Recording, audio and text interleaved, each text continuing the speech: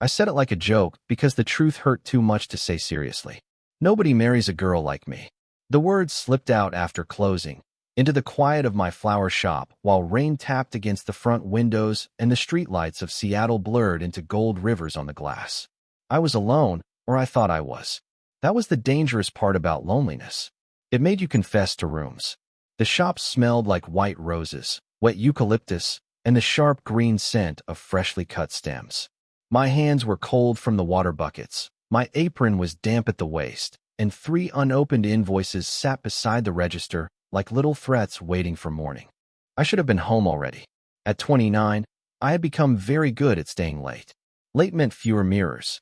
Late meant no customers asking for wedding flowers while looking over my shoulder as if the real florist must be behind me.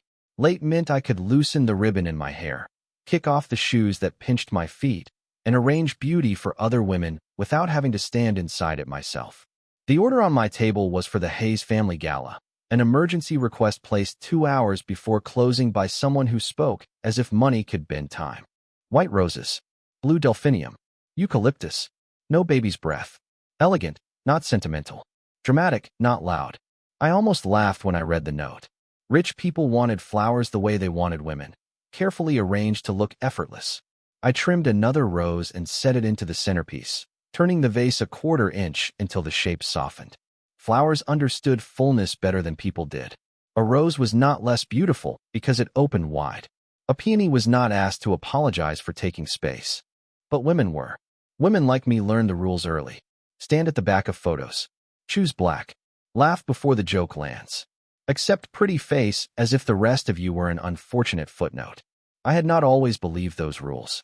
Once, I had believed Ethan Cole when he told me he liked soft girls, real girls, girls who smelled like flowers and cinnamon tea. Then one night, after 2 years of almost love and almost promises, he smiled at me across a restaurant table and said, "Grace, be realistic. Men do not marry women they have to defend in public." I remembered the candle between us, the lemon water, the way my black dress suddenly felt like a confession. I remembered how softly he said it, like he was doing me a kindness by breaking me gently. The bell above the shop door jingled. I jumped, and the pruning shears slipped from my hand onto the work table. "We are closed," I called, wiping my palms on my apron before turning around. The man standing just inside the door did not look like someone who had ever needed to read a closed sign. He was tall, white, broad-shouldered, and dressed in a black overcoat darkened by rain at the edges. His hair was deep brown, combed back from a face too controlled to be handsome in an ordinary way. Handsome men wanted you to notice. This man made the room notice for you. His eyes were gray, calm, and unsettlingly direct. Behind him, the wet street seemed louder. The rain, the distant hiss of tires, the neon sign from the coffee shop across the road flickering red across the glass. "Grace Miller?" he asked.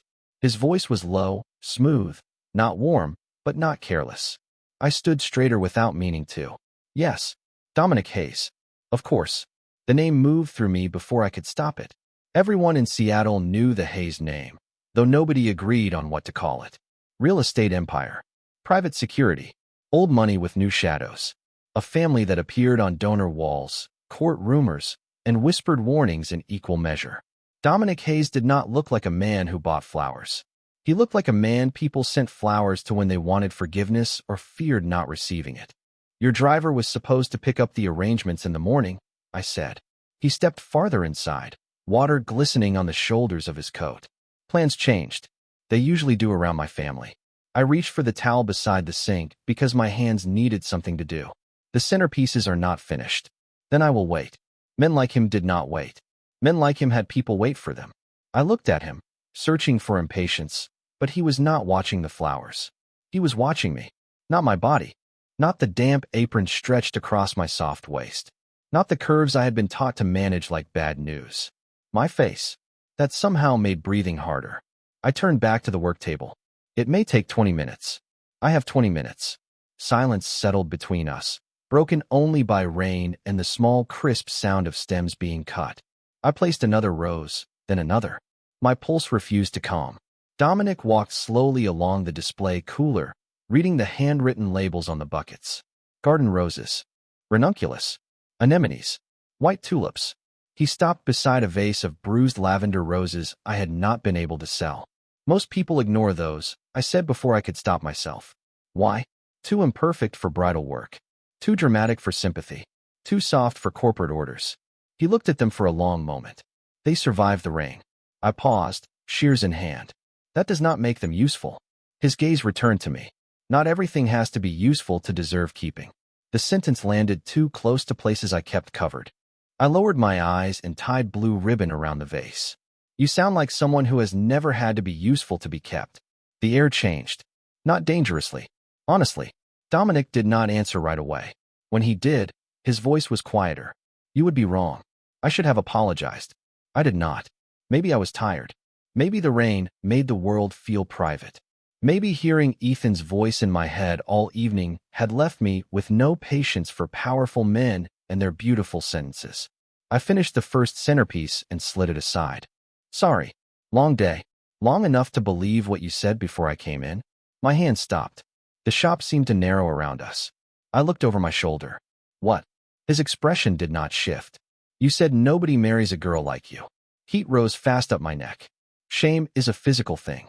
People pretend it lives in the mind, but it does not. It lives in the throat, the hands, the stomach, the skin.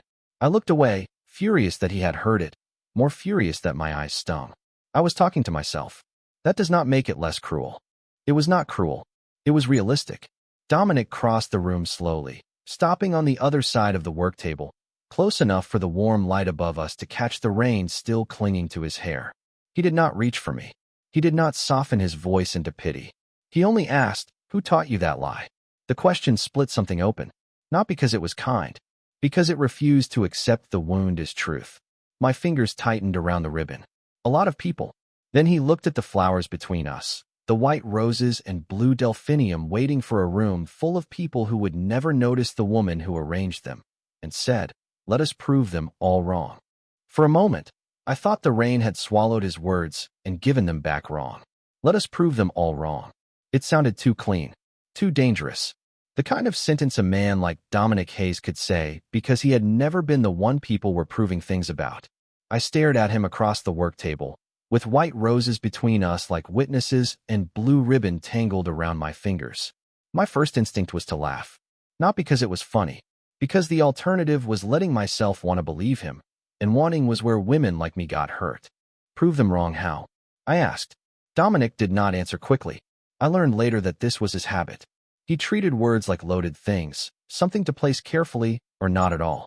The Hayes family gala is tomorrow night, he said. My counsel expects me to announce an engagement. To Lydia Monroe? The name came out before I could stop it. Everyone in Seattle had seen Lydia in society pages, tall and blonde and dressed like money had personally selected her.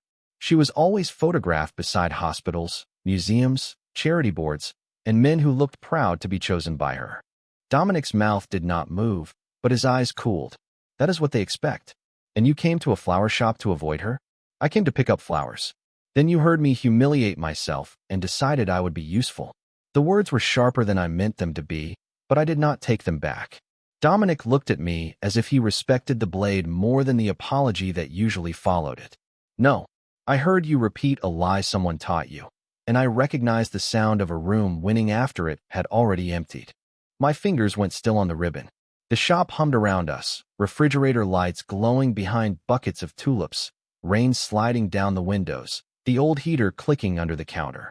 I wanted to say he was wrong. I wanted to say it did not matter. But the truth was, Ethan's voice still lived in places no key could lock. I had let it arrange my wardrobe, my posture, my expectations. I had built a whole life around not asking to be chosen, so I would not have to hear why I was not.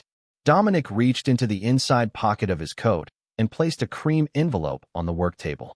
Not close enough to touch my hand. Close enough to be seen. I need a fiancé for one evening, he said. Publicly. Clearly. On your terms. I looked at the envelope as if it might move. That sounds exactly like being used. It could be, he said. If I decide the terms. My eyes lifted. And if I decide them, then it becomes an agreement. The calm in his voice irritated me because I could not tell whether it was arrogance or discipline. Maybe both. I wiped my hands on a towel and stepped back from the table. You do not know anything about me. I know you make flowers look like they were never afraid of dying. That stopped me more than it should have. I hated him a little for noticing the one thing I still loved about myself. Arrangement was not decoration to me. It was rescue.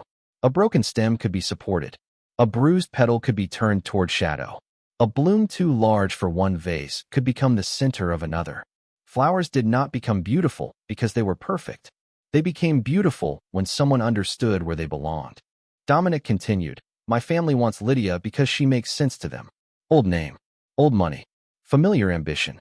And you want me because I do not make sense. I want you because they would be ashamed to underestimate you. Heat moved into my cheeks. Not the same heat as shame. Worse, maybe. Hope. I reached for the pruning shears just to hold something practical. You say that like a compliment. It is an observation. You really need to work on your charm. I rarely need charm. Of course you do not. Men with drivers and iron family names rarely do. His eyes held mine, and there was a flicker there, something almost human. Then write your conditions, Grace. I looked toward the front windows. My reflection floated over the rain-dark street. Round face, soft arms, damp apron, hair coming loose. A woman surrounded by flowers for other people's love stories. For one foolish second, I imagined walking into a gala beside Dominic Hayes, not hidden, not apologizing, not wearing black because it was safe. Then reality returned like cold water. People will laugh. Some will. You cannot stop that. No, but I can make sure they understand laughter has consequences. I shook my head. That is exactly what I do not want. His eyebrows moved slightly. Explain. If I go with you, I am not going as bait for your revenge against your family. I am not your weapon against Lydia. I am not a shock tactic. I am not there so you can look noble for standing next to the woman everyone thinks is beneath you. The words came faster now, pulled from some place I had kept locked too long. I get my own car. I can leave whenever I want. No touching unless I agree first. No fake romance that makes me look foolish. No speeches about my body. If someone insults me, I answer first. You do not speak over me. You do not save me by silencing me. Dominic listened without interrupting. Not once. When I finished, my breath shook. He picked up one of my order cards, turned it over, and took a pen from his coat. Then he wrote every condition down in precise black ink. Own car. Right to leave. No touch without consent. No false affection. No comments about body. Grace speaks first. He slid the card toward me. Add whatever I missed. I stared at his handwriting. It was clean, controlled, almost old-fashioned. This is ridiculous, I whispered. Yes, he said, but not because of your conditions. Because no one should have made you believe you needed them to be treated like a person. The shop went quiet in a way that reached my bones. I picked up the card, added one more line, and pushed it back. I choose my own dress. Dominic read it. Then he looked at me. Good. I smiled before I could stop myself. Barely. Small enough to deny. He saw it anyway. Tomorrow at 6, he said. I will send a driver for the flowers. For you. I will send a car only if you confirm in writing. I nodded. Very professional. Your rules. My rules. I repeated, and the words felt unfamiliar but not unpleasant. At the door, he paused, rain waiting behind him. Grace. I looked up. Nobody proves them wrong by becoming what they approve of. He opened the door, and the bell rang softly above him. Then he stepped back into the rain, leaving me with roses, ribbon, and a cream card covered in my own boundaries. For the first time in years, I did not feel chosen. I felt consulted. And somehow, that was more frightening. The next day moved like a held breath. I opened the flower shop at 8, brewed coffee too strong, and pretended my life had not been rewritten on the back of an order card by a man Seattle whispered about in restaurants. The Hayes Gala arrangements waited in the cooler, white roses tight and clean, blue delphinium rising like pieces of evening sky, eucalyptus softening the edges. I checked every vase twice, then 3 times. Work was easier than thinking. Work had steps. Cut the stems at an angle. Strip the leaves below the waterline. Turn the vase until the shape found balance. Life did not come with such clean instructions. At 10:15, a black car stopped outside the shop. Not one of the long dramatic cars from movies. A quiet luxury sedan with tinted windows and a driver who stepped out holding a sealed envelope. He did not enter until I unlocked the door and nodded. Miss Miller, he said, polite but careful, as if he had been trained to understand that politeness could still become pressure if placed wrong. Mr. Hayes asked me to deliver this and wait for your answer outside. Outside, I repeated. Yes, ma'am. Your rule about confirming in writing. I took the envelope and watched him return to the car. Inside was the cream card from last night, copied neatly onto heavy paper, each boundary written exactly as I had said it. At the bottom, Dominic had signed his name. Beneath that, a new line had been added. Grace Miller may end the evening at any time for any reason, without explanation. My throat tightened before I could stop it. I hated how much one sentence could do to a woman who had spent years explaining why she deserved basic respect. I texted the number printed below his signature. I will come. My own dress. My own car home if needed. The reply came 1 minute later. Confirmed. The car is available only if you choose to use it. I stared at the message until the screen dimmed. There was no charm in it. No sweet talk. No promise. Just a door left unlocked. By noon, I closed the shop for 2 hours and stood in my tiny apartment above a bookstore, staring into my closet like it had personally betrayed me. Black dress. Black dress. Black dress. One burgundy sweater that made me look like I had given up beautifully. A navy wrap dress I had bought on sale and never worn because Ethan once said wrap dresses were risky on women with stomachs. I pulled it out and held it against myself.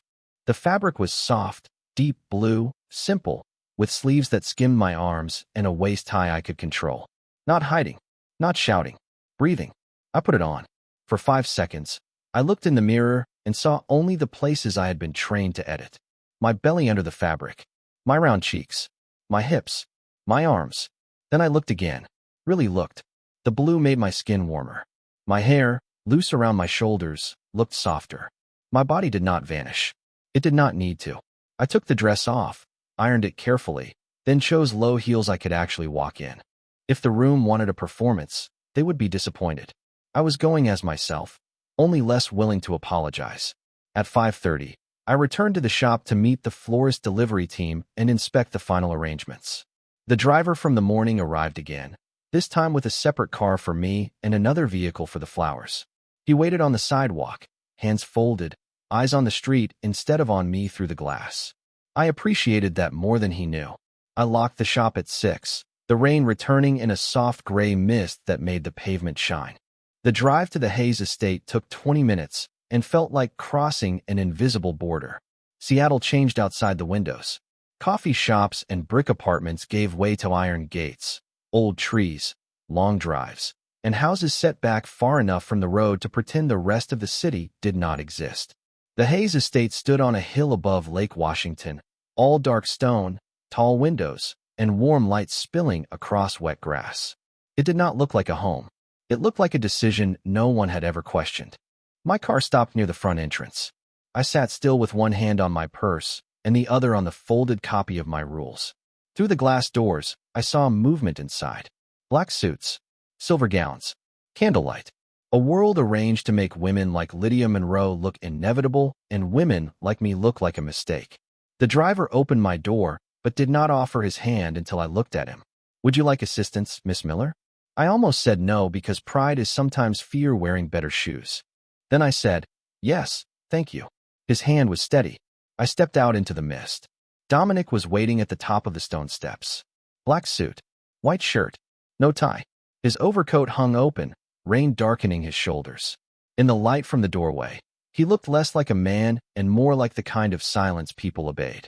But when his eyes found me, he did not look relieved, possessive, or surprised in the way men are surprised when a plus-size woman looks put together. He looked attentive, as if he understood that this dress was not for him and still felt honored to witness it. You came, he said. I said I would. Yes, but people often say things when a room is not yet waiting to judge them. I glanced past him at the glowing entrance. Is it waiting? His gaze followed mine. Desperately. I laughed once, despite myself. That helped. Dominic stepped down one stair, then stopped, leaving space between us. You look like you chose not to disappear. My breath caught. That was not a compliment designed to be returned. It was worse. It was accurate. I lifted my chin. Do not make me regret it. I will not. The front doors opened wider. Warmth spilled out, carrying the sound of strings, glass, and conversation. Dominic turned slightly, not offering his arm until I looked at it. My rule echoed between us. No touching unless I agreed. I looked at the doorway, then at him. One evening. My terms. Your terms, he said. I placed my hand lightly on his arm. Not because I needed support.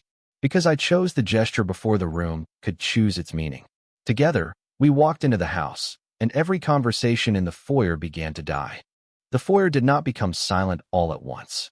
Silence has stages when rich people are involved. First, the nearest conversations faded. Then the laughter at the champagne table thinned into polite coughs. Then people farther away noticed the noticing and turned to see what had entered the room wrong. I felt every glance touch me before it looked away. My blue dress, my soft waist, my hand resting lightly on Dominic Hayes's arm. My body, which had been trained to expect judgment before kindness, tried to fold in on itself. My shoulders wanted to curve. My chin wanted to drop. My fingers wanted to leave his sleeve so no one could accuse me of reaching too high. Instead, I remembered the cream card in my purse. My rules. My handwriting. My choice. I stood straighter. The Hayes estate was even more beautiful inside than it had looked from the ring. Dark wood floors polished to a mirror shine. Tall white candles and hurricane glass. My flowers everywhere, white roses and blue delphinium arranged along the staircase, on marble consoles, around the ballroom arch. For one strange second, seeing my work in that house steadied me. They might not know what to do with me, but they were standing inside beauty I had made. Dominic leaned slightly closer, not enough to touch me beyond the arm I had chosen to hold. Breathe, Grace, he said quietly. I am breathing. You are negotiating with oxygen. Despite myself, a laugh slipped out. Small. Real.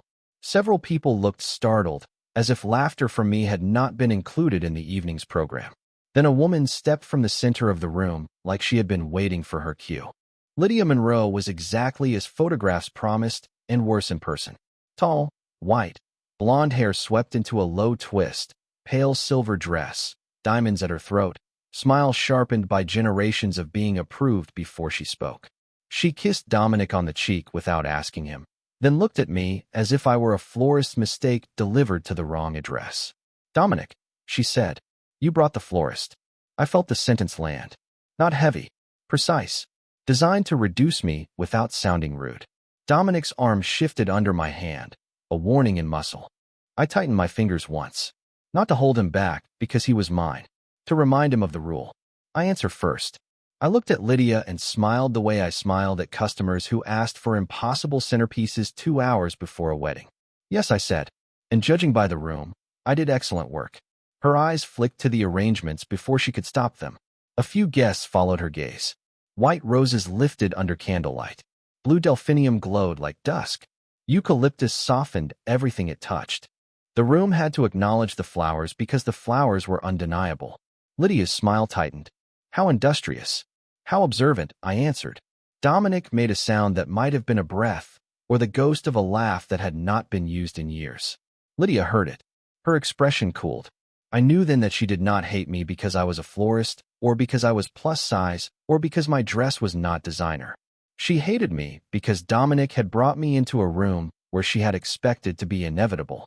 Before she could answer, a man's voice came from behind her. Grace?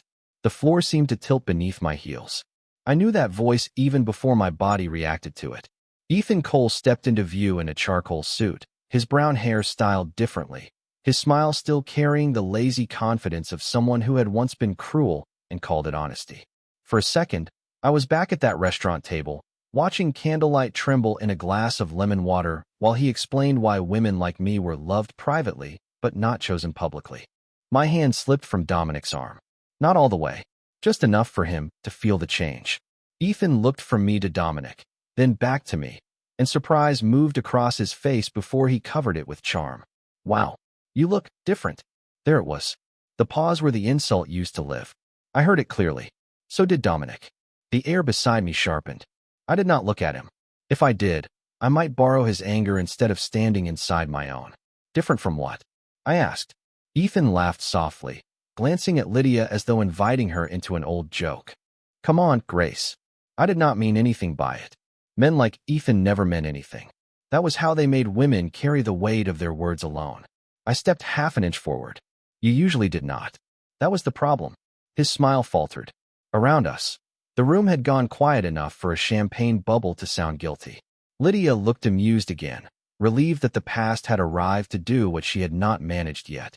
Ethan lowered his voice, but not enough. I just did not expect to see you here, with him. You always hated rooms like this. I looked around at the chandeliers, the flowers, the polished guests pretending not to listen. I still do not love them. Then why come? Because I was invited under written terms, I said. You should try those sometime. Consent. Boundaries. Basic respect. They make social events much clearer. Someone near the staircase coughed into a glass. Ethan's face colored. Dominic stepped beside me then, not in front of me. Beside. The difference was small enough for others to miss and large enough for me to feel. Lydia's eyes narrowed. Dominic, surely this is not the announcement you intend to make tonight. Dominic looked at me.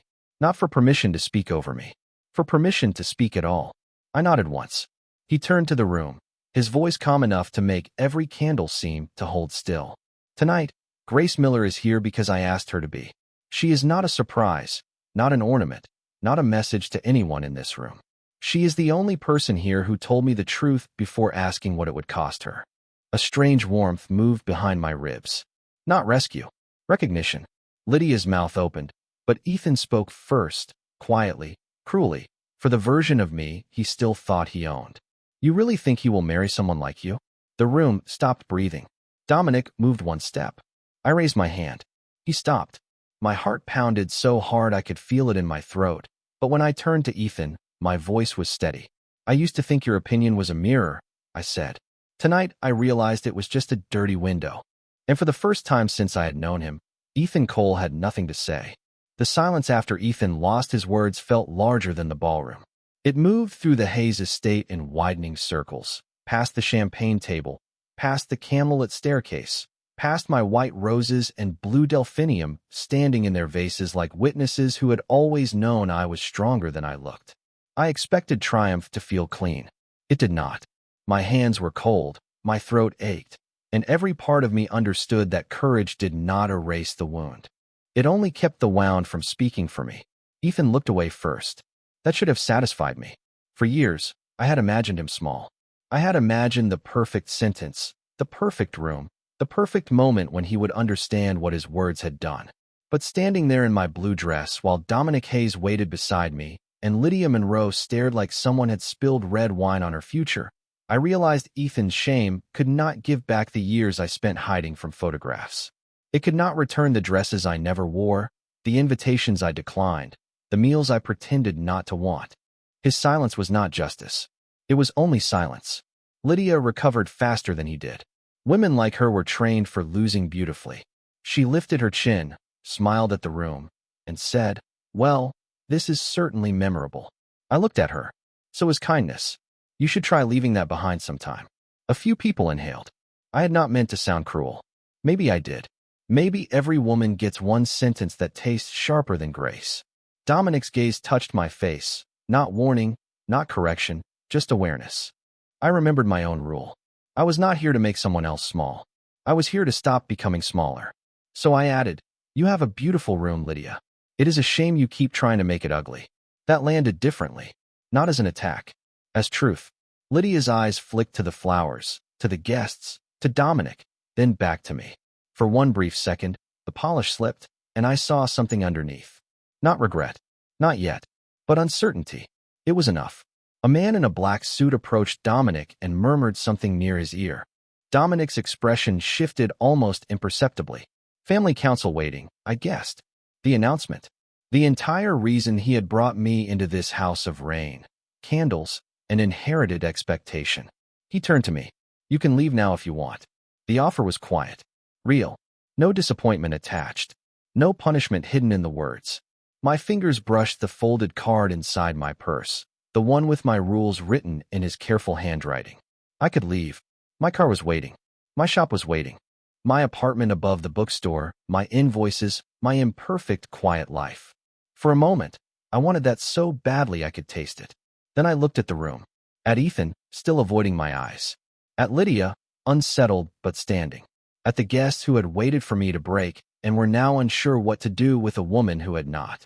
If I left now, they would remember the insult and the answer. If I stayed, they would have to remember me. "I am staying through the announcement," I said. Dominic studied me for a moment. To prove them wrong? I thought about the sentence. The one he had said in my shop like a match struck in rain. Let us prove them all wrong. It had brought me here, but it was no longer enough to carry me. No, I said, to prove myself right. Something moved in his eyes, deep and unreadable. Then he offered his arm again, not assuming I would take it. This time I did. We walked into the main ballroom under a ceiling painted with pale clouds and gold trim. My arrangements lined the long tables, and I noticed, with a strange little ache of pride, that people kept looking at them when they did not know where to rest their eyes. Dominic led me to the front where a small platform had been set for speeches. A silver-haired woman from the Hayes Council stood near the microphone with a frozen smile. Lydia positioned herself to the right, close enough to look relevant. Ethan stayed in the back, half hidden behind a marble column. The councilwoman tapped her glass. The room quieted. Dominic stepped forward. The expected announcement tonight, he said, was not written by me. It was written by people who believe a man's future should look respectable before it feels honest. A low murmur moved through the guests. Lydia's face tightened. Dominic continued, calm and merciless in the way truth can be when it has stopped asking permission. I was expected to announce an engagement that satisfied old names, old alliances, and old fears. Instead, I am announcing that I will not marry as a negotiation. I will not choose a wife to calm a council. And I will not let anyone in this room measure a woman's worth by how comfortably she fits beside your expectations. My breath caught. He looked at me then, not dramatically, not as if presenting a prize, but as if acknowledging the person who had forced him to say what he should have known before. Grace Miller is not here to help me prove a point. She is here because she reminded me that being chosen means nothing if the choice is not free. The silence that followed was softer than before. Less shocked. More listening. I felt tears threaten and refused them for the moment. Not because crying was weakness, but because I wanted to hear myself breathe without drowning in it. Lydia stepped away from the platform, slowly enough to keep dignity. The councilwoman looked furious behind her pearls. Dominic did not care. He stepped down and stood beside me again. Are you all right? He asked. I looked around the room, at the people who no longer knew how to look at me without seeing me. Not completely, I said, but I am still here. His voice lowered. That may be the bravest answer in the room. The ballroom did not return to normal after Dominic's announcement. It tried. That was what rooms like that did. They adjusted their cuffs, lifted their glasses, and pretended the floor had not shifted beneath them. Music started again, soft strings moving through the air like someone smoothing a wrinkled sheet over a broken table. Guests began speaking in quieter voices, but their eyes kept returning to us. To Dominic, who had just refused the life they arranged for him. To Lydia, who stood near the windows with her chin high and her pride bleeding through the cracks in her smile. To me, the florist in a blue wrap dress who had somehow become the sentence no one knew how to finish. I thought I would feel powerful. Instead, I felt exhausted. The kind of exhausted that reaches past the body and into old years. My feet hurt inside my sensible heels. My hands smelled faintly of roses and eucalyptus. My face ached from staying composed. Dominic noticed before I said anything. He always noticed too much, but now it felt less like being watched and more like being read by someone learning the language carefully. Would you like air? He asked. I nodded. He did not touch my back. He did not take my elbow. He simply moved beside me and cleared a path by existing. People stepped aside for him with the natural instinct of those who understood influence without needing it explained. I hated that part of his world. I also understood, for the first time, how tempting it must be to use that kind of power as a shield. Outside the ballroom, the hallway was dimmer, lined with old portraits and glass cases full of silver trophies from men who looked proud of things they probably did not earn alone. The sound of the party softened behind us. My breath finally broke. Not a sob. Not yet. Just the small, uneven sound of a woman who had held herself together in front of too many eyes.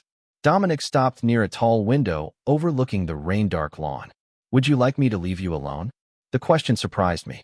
Most people asked if I was all right because they wanted to be told yes. He asked as if no was acceptable and yes was also acceptable. I looked at his reflection in the glass. Black suit. Still posture. Hands relaxed at his sides. One tattoo showing near his wrist where his cuff had shifted. A man raised to command, trying very hard not to. Stay, I said. But do not fix me. He nodded once. I can do that. We stood in silence. Rain moved down the window in silver threads. I watched the distorted lights of the estate tremble in each drop and thought about my shop, about the little bell above the door, about the apartment above the bookstore where I used to eat dinner standing up, because sitting at the table alone felt too honest. Dominic spoke after a long while. Ethan was wrong. I almost laughed. That was not new information. I know. But knowing it and living free of it are two different things. Yes, he said. They are. The softness in his voice made me look at him. You sound like you understand. His eyes stayed on the rain. I understand what it means to inherit a sentence and mistake it for a destiny. I wanted to ask what sentence he had inherited. I wanted to know what people had said to a boy who grew into a man everyone feared disappointing. But the door at the end of the hallway opened before I could speak, and Lydia Monroe stepped out with Ethan behind her. Of course, some people could smell vulnerability through walls. Lydia carried 2 glasses of champagne and a smile polished for damage control.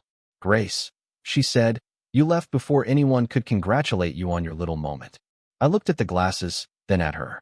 I do not drink champagne from women who use kindness like a prop. Dominic's mouth almost changed. Almost. Ethan shifted, embarrassed by association now that association costs something. Lydia's smile cooled. You think tonight means something permanent? He embarrassed the council for an evening. That is not love. I felt Dominic's attention turn toward me, waiting. Not because he expected me to defend him, because he remembered the rule.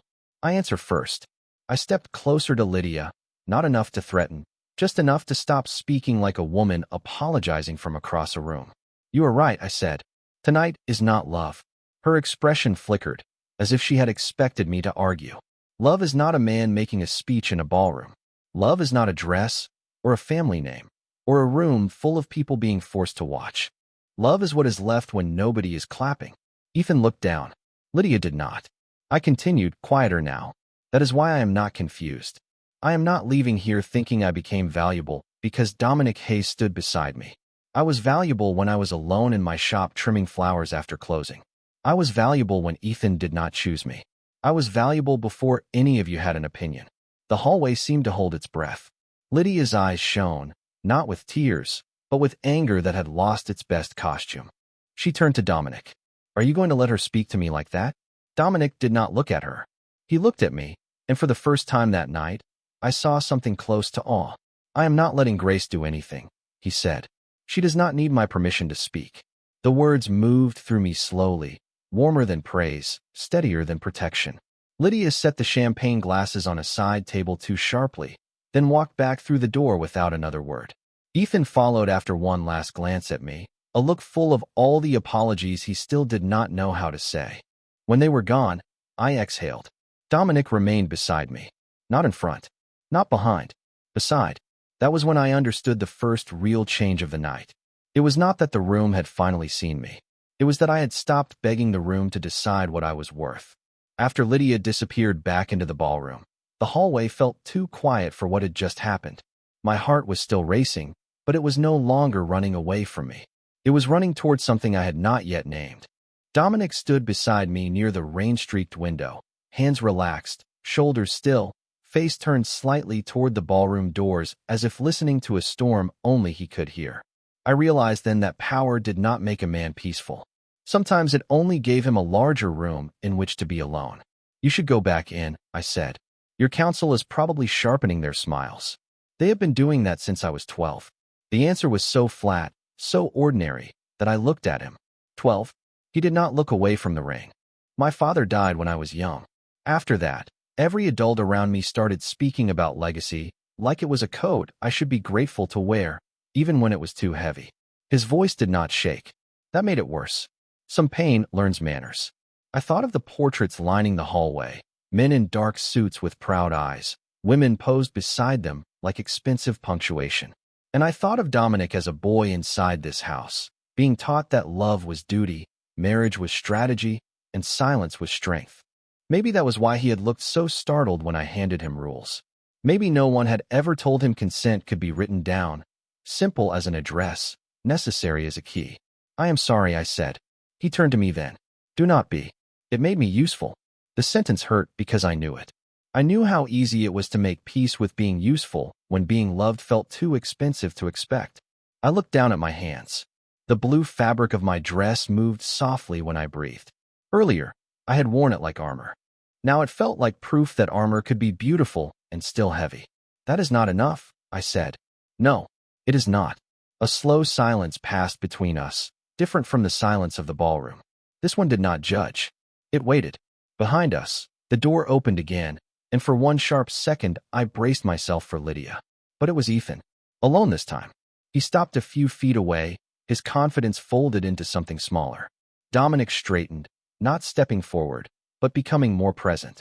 I raised one hand slightly without looking at him. He stopped. Ethan saw it. Maybe that hurt him more than anything I had said. Grace, he began. I do not want a scene. Neither do I, he said. I came to apologize. The old version of me would have made it easy for him. I would have smiled too quickly, softened too fast, rescued him from the discomfort of facing himself. Women are often trained to forgive quickly so everyone else can return to dinner. I did not smile. For what? I asked. Ethan blinked. For what I said tonight. That was not where the wound began. He swallowed. His eyes moved to Dominic, then back to me. For what I said years ago. At the restaurant. For making you feel like you were someone I would hide. The hallway seemed to narrow again, but this time I did not shrink with it. And did you hide me? His face turned red. Yes. The word was small. Ugly. Honest. I let it stand there between us. Rain tapped the window. Music drifted from the ballroom. Somewhere, someone laughed too loudly because rich rooms hated emotional truth. Ethan took a breath. You deserve better. I know, I said. His mouth parted slightly, as if he had expected me to thank him for finally arriving at the obvious. I did not. I had already spent too much of my life paying men for late kindness with immediate forgiveness. I am glad you understand that now, I continued. But your regret does not get to become my responsibility. He looked down. I understand. Maybe he did. Maybe he did not. That was no longer my assignment. He nodded once, then left through the side corridor instead of returning to the ballroom. I watched him go without feeling the pull I had feared for years. No ache, no wish, no small secret hope that he would turn around and choose me properly this time. He was just a man from a chapter one had mistaken for the whole book. Dominic did not speak until Ethan was gone. That was generous. No, I said. That was clean. His eyes studied me. There is a difference? A large one. Generous would have been making him feel better. Clean was telling the truth without cutting myself open again. Dominic absorbed that like a lesson. I wondered how many lessons men like him missed because the world moved out of their way before they had to learn. The ballroom doors opened wider, and the councilwoman appeared, pearls bright at her throat, smile colder than the rain outside. Mr. Hayes, the donors are asking whether Miss Miller will be joining the final toast. Her tone made my name sound temporary. Dominic looked at me. Your choice. Not our appearance. Not the strategy. Not what the room expects. Your choice. I thought of leaving. I thought of staying. Then I thought of every woman who had ever entered a room and measured her worth by how quickly men stopped talking. I lifted my chin. I will join the toast. The councilwoman looked relieved for the wrong reason. Then I added, but I will stand under the flowers I made, not beside the people who tried to make me disappear. Dominic held out his arm without assuming. I took it because I wanted to. When we walked back into the ballroom, the guests turned again, but this time their staring did not feel like a sentence. It felt like weather. Something around me, not above me. Dominic leaned close enough for only me to hear. You are not proving them wrong anymore, are you? I looked at the blue flowers rising beside the staircase, full and unapologetic. No, I said. I am done making strangers my jury. The final toast waited beneath the largest chandelier in the ballroom, where the light fell so perfectly it made every glass look innocent. I stood near the staircase under my own flowers, blue delphinium rising behind me, and white roses opening wide in the candlelight. For the first time that night, I did not search the room for the safest corner. I did not count the women smaller than me. I did not wonder whether my dress pulled wrong across my stomach or whether my arms looked too soft beneath the sleeves. I was tired, yes. My feet hurt. My smile had become something I had to set down and pick up again carefully. But I was still standing. That mattered more than I expected. Dominic stood beside me, not close enough to claim me, not far enough to abandon me. He had learned that distance could be a language. So could restraint. The silver-haired councilwoman lifted her glass and began speaking about legacy, loyalty, family, and all the polished words people used when they wanted obedience to sound elegant. The guests listened with their trained faces. Lydia stood across the room, champagne untouched in her hand, diamonds at her throat, eyes fixed on me like she was trying to solve a problem money had failed to purchase. When the councilwoman finished, she turned toward Dominic with a smile that asked him to repair what he had broken in front of everyone. Dominic accepted the glass offered to him, but he did not drink. He looked at the crowd, then at me. Your choice, his eyes seemed to say again, even without words. I nodded once. Not because he needed permission to exist, because I understood he was asking whether I wanted to remain part of this moment. He turned back to the room. Before we toast, he said, Miss Miller should be acknowledged for the work you have all been admiring tonight. A low ripple moved through the guests. I felt my breath catch. My flowers had been noticed, but not named. Beauty is often consumed quietly when the hands that made it are inconvenient. Dominic continued, every arrangement in this house was designed by her. Every room you praised before she walked into it carried her eye, her labor, and her patience. I looked at the flowers because looking at him would have made my composure dangerous. He had not called me brave. He had not called me beautiful for the room to judge. He had named my work. There are compliments that turn women into decorations, and there are acknowledgments that return us to ourselves. This was the second kind. A woman near the piano began clapping first, then another guest, then another. The applause spread unevenly, uncertain at first, then warmer because social rooms always feared being the last to recognize what had become obvious. I did not bow. I did not shrink. I simply stood there and let my work come back to me. Lydia stepped forward before the applause could settle into kindness. How touching, she said. Truly. But surely we are not pretending floral talent qualifies someone for the Hayes name. The room stiffened. Dominic's glass lowered, but I moved first. I was getting better at that. I looked at Lydia, and this time I did not feel anger rise like fire. I felt clarity. Clean, cool, almost merciful. I am not applying for the Hayes name, I said. Her smile froze. I did not come here to become acceptable to your family. I came because one man heard the ugliest sentence I believed about myself and asked who taught it to me. That does not make him my savior.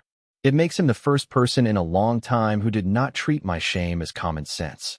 The room was silent again, but this silence did not frighten me. It had no teeth. I turned slightly, letting my gaze move from Lydia to the councilwoman, from the councilwoman to the guests, and finally to Dominic. You wanted to prove them wrong, I said to him softly, though everyone could hear. I thought I wanted that too. I thought if enough important people saw me standing beside an important man, something inside me would heal. But that is not how wounds work. Applause cannot raise a woman who still kneels inside herself. Dominic's face changed in a way only I seemed to catch. Not hurt. Understanding. I continued, my voice steady now. I am grateful you stood beside me tonight. I am grateful you listened when I said no, when I set rules, when I asked not to be spoken over. But I do not want to be chosen as an argument.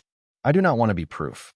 I do not want my body to become a lesson rich people congratulate themselves for learning over champagne. Someone near the back set a glass down too carefully. Ethan had returned to the edge of the ballroom, and I saw him listening with his head lowered. Lydia looked pale with fury, but she no longer filled the room. She was only in it. Dominic placed his untouched glass on a nearby table. Then he turned fully toward me. What do you want, Grace? The question was quiet. It carried no trap, no pressure, no performance. I swallowed, surprised by how simple the answer felt now that I had stopped begging fear for advice. I want to go home. The words moved through the ballroom like a door opening. Dominic nodded. Then I will take you, if you want me to. I thought about the car outside, the driver, the rules, the right to leave. I thought about walking out alone just because I could. Then I looked at Dominic, this man built from command and old expectations, standing in front of his whole world and asking instead of taking. You may walk me to the car, I said. Nothing more. Nothing more, he answered. And so we left the ballroom together. Not as an engagement, not as a scandal, not as the beginning of a fairy tale the guests could retell incorrectly over brunch. We left as two people who had both been given a sentence by the world and had both, in different ways, begun to give it back. Outside, the rain had softened. The night smelled like wet stone and roses. At the car door, Dominic stopped before opening it. "I wanted to prove them wrong," he said. "But you proved something to me instead." I looked up at him, tired enough to be honest. "What?" "That being chosen means nothing if you do not choose yourself first." My chest ached with it, not because it was romantic, but because it was true. I got into the car without answering. Some truths needed silence around them before they became safe to keep. The ride back to my flower shop felt longer than 20 minutes, though the city outside the window had not changed. Seattle was still Seattle. Wet streets, red traffic lights shining on pavement, coffee shops closing under striped awnings, couples sharing umbrellas near crosswalks. The world had the audacity to continue after a woman outgrew one of her oldest wounds. Dominic sat beside me in the back seat, separated by 12 inches of leather and every rule I had written. He did not fill the silence. He did not ask whether I was impressed by him. He did not turn the night into a promise my exhausted heart might mistake for safety. He only looked out the window, one tattooed hand resting open on his knee, the other still wearing the faint mark of where his cuff had pressed into his wrist. I watched him in the reflection instead of directly. There was something different about him now. At the gala, he had looked like a man powerful enough to silence a room. In the car, he looked like a man finally hearing all the things silence had cost him. When we reached my shop, the driver stopped by the curb but did not move until Dominic looked at me. "Would you like me to walk you to the door?" he asked. The question made my chest hurt in a quiet place. Not because it was grand, because it was small. Because small respect, given consistently, can undo what grand speeches cannot. "Yes," I said. To the door. The rain had thinned to a mist. My heels clicked softly on the sidewalk, and the bell above my shop door gave a tired little ring when I unlocked it. Inside, the air smelled like stems, ribbon, and yesterday's coffee. Half the buckets were empty. A few bruised lavender roses still stood in the cooler, stubborn and unsold. I set my purse on the counter and turned on one lamp. Warm light filled the room, gentler than any chandelier in the Hayes estate. Dominic stopped just inside the doorway, waiting as if the shop had rules too. It did. They were mine. I looked around at the work table, the invoices, the scissors, the ribbon, the ordinary life I had almost apologized for before it saved me. I thought I would feel small coming back after the estate. Instead, the shop looked like proof. I had made beauty here before anyone applauded it. I had survived here before anyone stood beside me. "Grace," Dominic said quietly. I turned. He looked uncomfortable for the first time since I had met him, and the sight almost made me smile. "I owe you an apology." "For what?" "For thinking I could use a public room to repair a private wound." I leaned against the counter. "You did not know." "I should have. Maybe. But you learned." His eyes lowered for a second, then returned to mine. "I want to ask you something." My body went still, not from fear, but from the old instinct to prepare for disappointment. He seemed to notice, because he spoke carefully. "Not tonight. Not when you were tired. Not after a room full of people made your pain into entertainment. I want to ask one day, when there is no counsel, no Lydia, no Ethan, no audience, and no need to prove anyone wrong." I looked at him for a long time. The rain tapped lightly against the front glass. Somewhere upstairs, my neighbor moved across the old floorboards. The world felt close again, human-sized. "And what would you ask?" I whispered. Dominic's face softened in a way that did not make him less powerful, only less guarded. "I would ask whether I may know you without needing you to stand for something first." The answer rose in me too quickly, and that was how I knew not to give it yet. A younger version of me would have mistaken restraint for rejection. Tonight, restraint felt like respect.